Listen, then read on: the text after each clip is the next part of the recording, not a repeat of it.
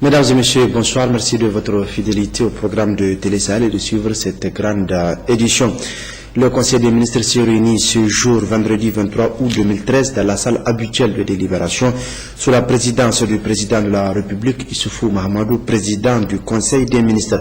Après examen des points inscrits à l'ordre du jour, le courrier a pris d'importantes décisions. Le compte-rendu de Borika Albadia est à côté de Glasan. Au titre du ministère de la Population, de la Promotion de la Femme et de la Protection de l'Enfant, le Conseil des ministres a examiné et adopté le projet de décret portant adoption du document cadre de protection de l'enfant. Notre pays est partie prenante à plusieurs conventions et traités au plan international et régional se rapportant à la protection de l'enfant. Au nombre de ces textes, on retient la Convention relative aux droits de l'enfant, la Charte africaine des droits et du bien-être de l'enfant. L'engagement du Niger à mettre en œuvre les différentes conventions auxquelles il a adhéré s'est traduit au plan institutionnel et politique par la création d'une direction générale de la protection de l'enfant et l'adoption d'une politique de protection de l'enfant. Le document sectoriel de référence sur la protection de l'enfant de 1999, élaboré en tant qu'émanation de la politique nationale de développement social, qui mettait l'accent sur une approche catégorielle, semble aujourd'hui dépassée. L'élaboration du document cadre et de son plan d'action relatif à la protection de l'enfant est basée sur une approche systémique qui répond au mieux à la protection de l'enfant et à l'éthique des personnels impliqués. Ce document établit les objectifs nationaux et les stratégies devant être suivis en vue d'assurer une meilleure protection des enfants contre toute forme de violence et ce, dans le respect de nos us et coutumes. Il clarifie en outre les rôles et les responsabilités des différents intervenants. Au titre du ministère de la Justice, du ministère de la Fonction publique et de la Réforme administrative, du ministère des Finances et du ministère de la Communication et des Relations avec les institutions, le Conseil des ministres a examiné et adopté le projet de décret déterminant le traitement de base, les indemnités et les autres avantages accordés aux commissaires non membres du bureau exécutif, aux membres du cabinet du président et au personnel administratif et technique de la Commission nationale des droits humains. Le présent projet de décret fixe le traitement de base des commissaires non membres du bureau exécutif, des membres du cabinet et du personnel administratif et technique de la Commission nationale des droits humains. Il intervient pour satisfaire aux exigences de la loi numéro 2012-44 du 24 août 2012, déterminant la composition, l'organisation, les attributions et le fonctionnement de la Commission nationale des droits humains, qui stipule en son article 60 alinéa 2 que les rémunérations, les émoluments, les indemnités et ou les autres avantages alloués aux commissaires non membres du bureau exécutif et au personnel administratif et technique de la CNDH sont fixés par décret pris en Conseil des ministres. Au titre du ministère de la Communication et des Relations avec les institutions, du ministère de la Fonction publique et de la Réforme administrative et du ministère des Finances, le Conseil des ministres a examiné et adopté le projet de décret fixant les traitements de base accordés aux membres des cabinets et au personnel administratif et technique du Conseil économique, social et culturel CESOC. Le présent projet de décret fixe les traitements de base accordés aux membres des cabinets et au personnel administratif et technique du CESOC. Il s'inscrit dans le processus d'harmonisation des droits et avantages accordés aux membres des institutions de la République. Au titre du ministère de l'Énergie et du Pétrole, le Conseil des ministres a examiné et adopté les projets de texte ci-après. Projet de décret portant approbation des statuts de l'Agence nigérienne de promotion de l'électrification en milieu rural, ANPER, conformément aux dispositions de l'article 7 de la loi numéro 2013-24 du 6 mai 2013, portant création de l'Agence nigérienne pour la promotion de l'électrification en milieu rural, ANPER. Ces statuts sont adoptés par décret pris en Conseil des ministres.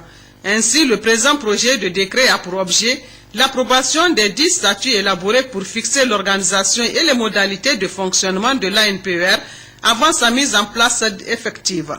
Projet de décret portant approbation du contrat de partage de production CPP entre la République du Niger et la société SunTrust Oil Company Nigeria Limited.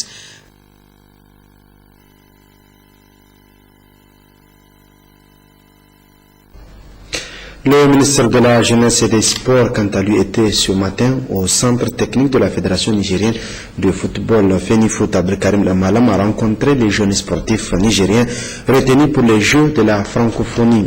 Il s'est également entretenu avec le bureau du COSNI, Comité olympique sportif nigérien, Mamadou Djingare Bachir Rabou. Ayant pris fonction officiellement le vendredi 16 août 2013, le tout nouveau ministre en charge des sports, Abdulkarim Damalan, s'est tout de suite mis au travail afin de parachever l'œuvre entreprise par son prédécesseur Hassan Kounou. Ainsi, cet après-midi, il était au centre technique de la FENIFOOT où sont internés tous les sportifs devant représenter le Niger au 7e jeu de la francophonie. Pour vivre les réalités de cet internat, le ministre Abdulkarim a partagé le repas avec les vaillants sportifs. Le ministre a conclu que les conditions sont réunies pour un stage. Je me suis renseigné d'abord avant de venir. Il m'a été rapporté que tout va bien, mais malgré ça, je suis quand même venu pour que le compte rendu que je vais faire soit un compte rendu fidèle. Je vois bien que vous avez tous le visage rayonnant, que vous êtes tous en parfaite santé et que les choses se passent très bien. Le ministre a aussi indiqué que la participation du Niger au 7e jeu de la francophonie sera faite sur la base d'athlètes compétents capables de rehausser l'image du Niger, car le Niger, pays fondateur de la francophonie, ne va pas en promenade à Nice. Je viens ici avec une doléance et même une exigence. Vous savez, depuis une dizaine de jours, nous sommes dans le deuxième gouvernement de la 7e République. Un gouvernement de combat et un gouvernement qui est là pour rehausser les performances de la renaissance du Niger. Les performances du programme du président de la République. Donc nous n'entendons pas être à Nice comme étant des simples figurants. Nous partons à Nice pour gagner. Nous partons à Nice pour dire à l'ensemble de la communauté francophone que la francophonie est née au Niger et c'est pour cela que les athlètes nigériens sont là et les athlètes nigériens doivent monter sur le podium. Peu après, le ministre Abdulkarim Damalam a poursuivi son cahier de charge de prise de fonction avec une rencontre accordée au Comité olympique sportif du Niger, le COSNI représenté par son président Talat Abdoullah. Le COSNI, l'instance suprême de régulation du sport. À ce niveau, le ministre sollicite les COSNI afin d'aplanir toutes les difficultés auxquelles fait face le sport nigérien. Ce que j'attends de vous, c'est la remise de la quiétude,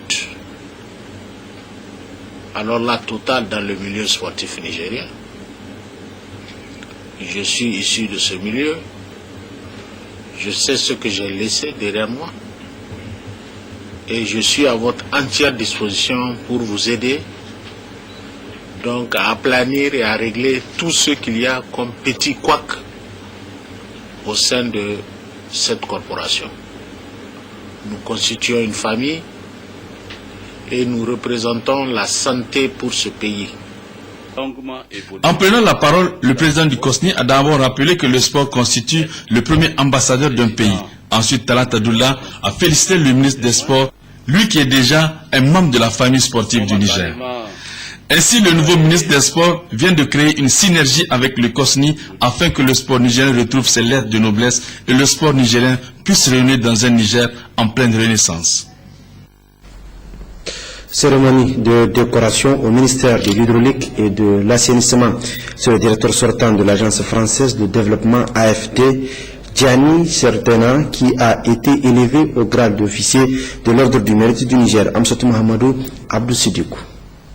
Gianni Sartena, au nom du président de la République, chef de l'État, et en vertu des pouvoirs qui nous sont conférés, nous vous faisons officier de l'Ordre du Mérite du Niger.